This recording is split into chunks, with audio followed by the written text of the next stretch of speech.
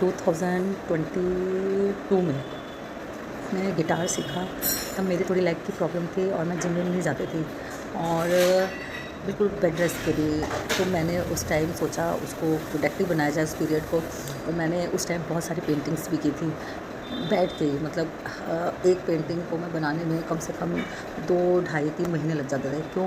क्योंकि मैं स्ट्रोक ले नहीं पाती थी। जब मैं उठती और बस 2-3 स्ट्रोक लगाए और मैं बैठ जाती।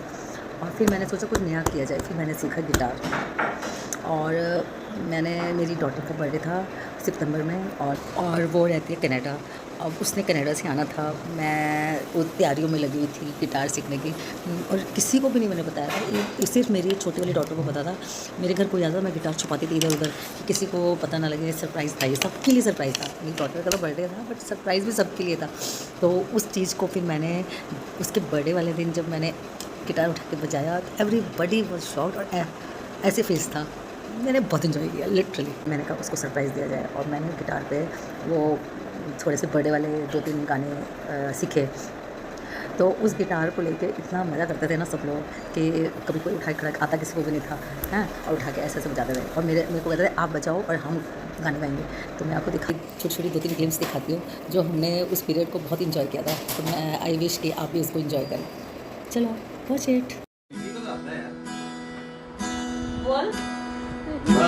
बार दिन ये आए, बार दिन ये गाए, तुम जियो हजारों साल ये मेरी। क्यों? इसको 2 में बोलना। पहले इसको 2 में बोलना। हाँ ठीक है।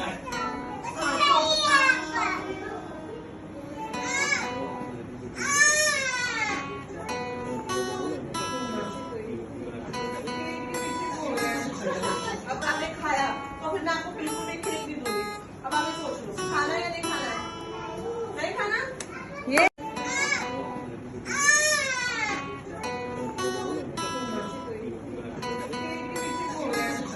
अब आपने खाया तो फिर मैं आपको बिल्कुल भी केक नहीं दूंगी। अब आप सोच लो खाना या नहीं खाना है? नहीं खाना? ये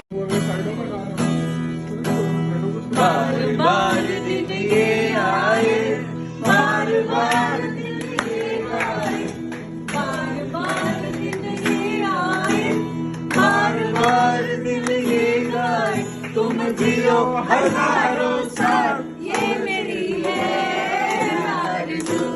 हैप्पी बर्थडे